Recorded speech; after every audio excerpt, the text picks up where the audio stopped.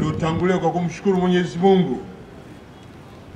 Mwenyezi Mungu mwingi wa rehema ambaye ametujalia afya njema, ametuwezesha kusafiri kote nchini na kuja kukutana hapa manispaa ya Kigoma mkoani Kigoma kwa lengo la kuja kwenye maadhimisho haya ya siku ya kimataifa ya uelewa kuhusu albino ambayo leo tunasherehekea kitaifa.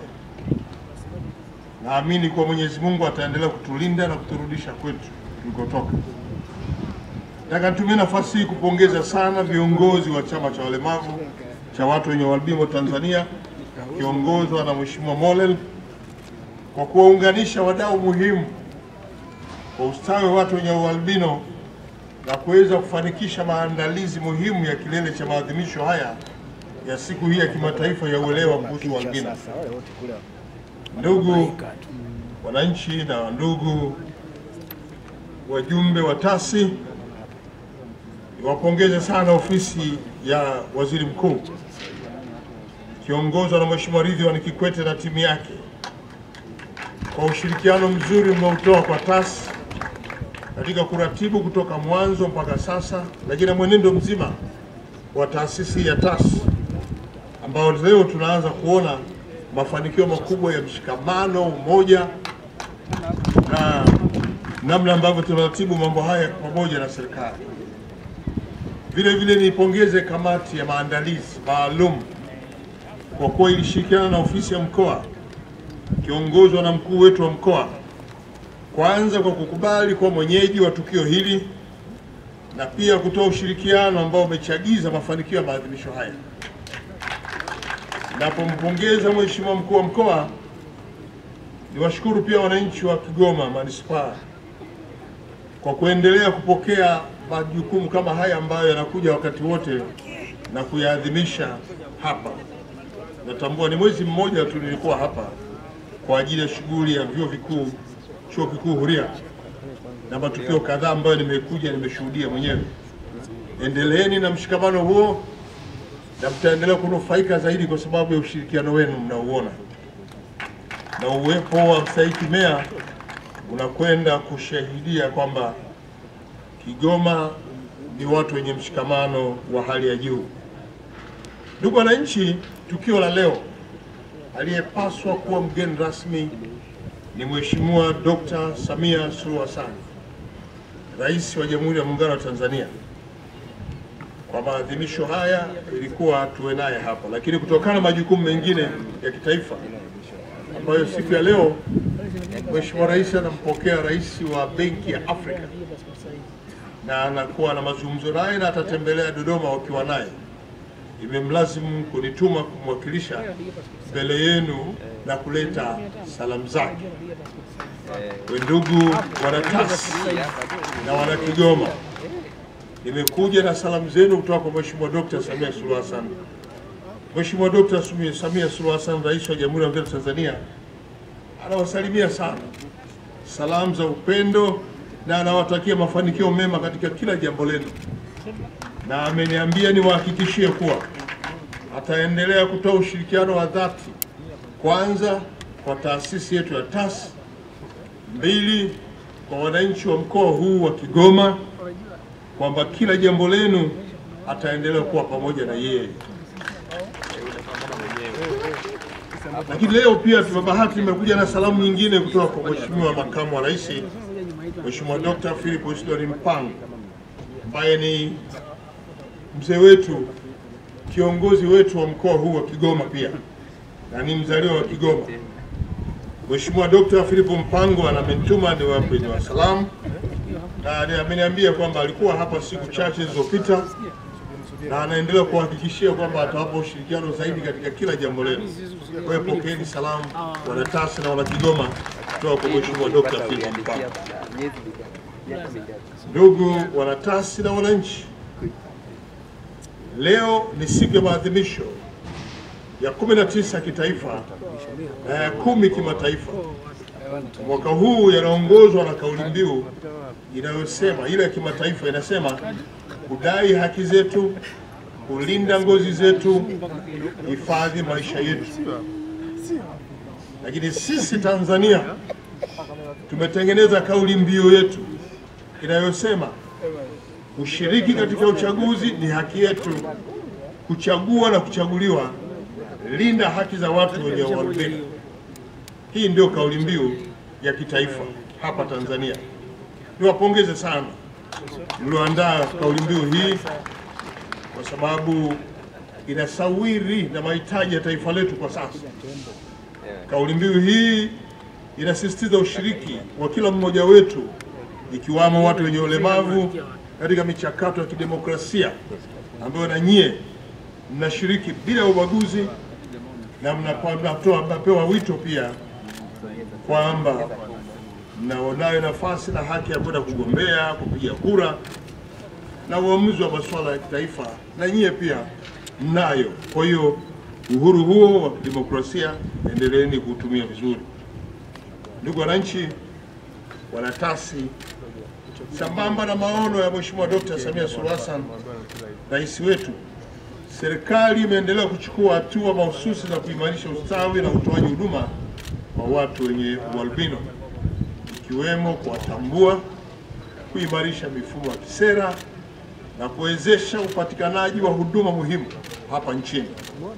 Na kwa mujibu wa sensa ya watu wa makazi iliyofanyika mwaka 2022, Tanzania bara ina jumla ya watu wenye ualbino 71,631. Hao miongoni mwao wako wanaume 41,202, sawa na 57.5, na wanawake wako 34,428, sawa na 42.5. Takwimu hizi kwetu sisi ni za msingi sana, kwa sababu zinakwenda kutusaidia kupanga mipango mikakati ya kuwahudumia watu wenye ualbino, lakini pia inalenga kufanya maboresho ya sera, sheria zilizopo za kumlinda mwenye ualbino. Lakini hii pia inakwenda kutuhakikishia wale wote wenye mamlaka ya kutoa huduma kwa Watanzania wanawajibika pia kutoa huduma kwa wanatasi au kwa wenye ualbino.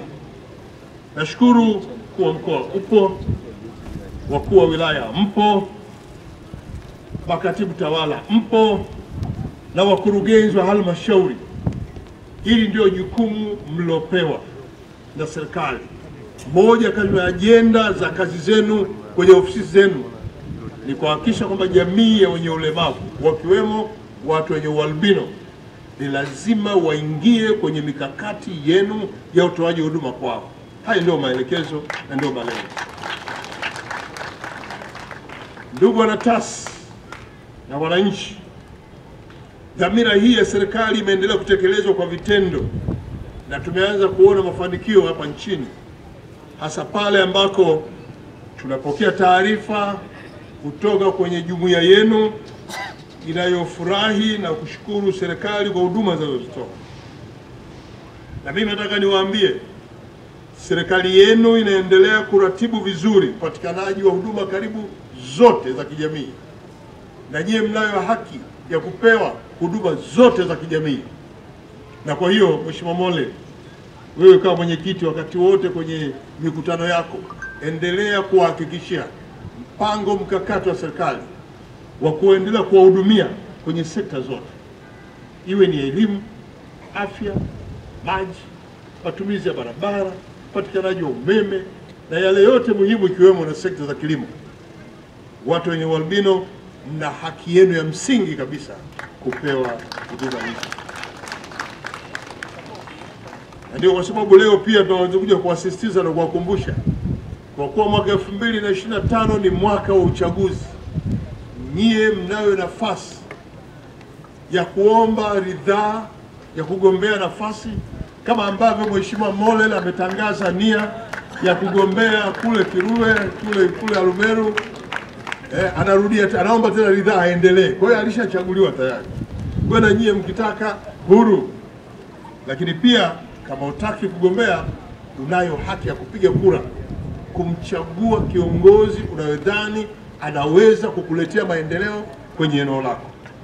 Kwa hiyo mwaka huu mnayo pia jukumu hilo Na yote haya dhamira ni kuendelea tu kuhakikisha kwamba serikali yenu ambayo inatekeleza matakwa ya sheria ya watu wenye ulemavu sura namba 183, sera ya taifa ya huduma za maendeleo ya mwaka 2024 pamoja na mkataba tuliofunga wa kimataifa wa haki za watu wenye ulemavu, ambao pia yote haya yamechukuliwa na ilani ya Chama cha Mapinduzi ambayo tunaimaliza kuitumia mwaka huu, na tumeona kwenye ilani mpya imeingiza pia kuitaka serikali itakayoundwa isimamie watu wenye ulemavu wakiwemo wenye ualbino.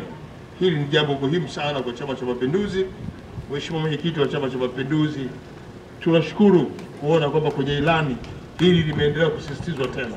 Hongera sana Mheshimiwa Mwenyekiti wa Chama cha Mapinduzi. Ndugu wananchi, naomba sasa niruhusu nitaje baadhi ya mafanikio ambayo tumeyapata katika kukuza na kuendeleza ustawi wa wenye ualbino hapa nchini kama ifuatavyo. Moja, serikali yenu imeweka mfumo na mipango madhubuti kwa ajili ya watu wenye ulemavu kwa kuzindua mpango mkakati wa taifa wa haki na ustawi wa watu wenye ualbino wa mwaka 2024-2025 hadi mwaka 2028-2029 pamoja na mkakati wa taifa wa teknolojia saidizi wa mwaka 2024 ambao unakwenda mpaka 2027.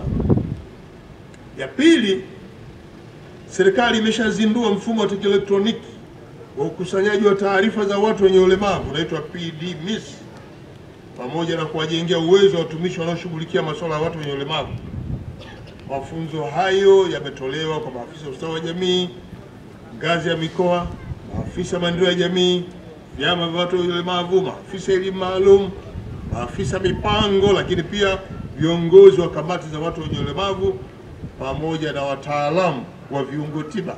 Hawa wote wamepata mafunzo haya ambayo yameonyeshwa kwenye mpango mkakati wa watu wenye ulemavu. Tatu, uwezeshaji wa kiuchumi na uendeshaji.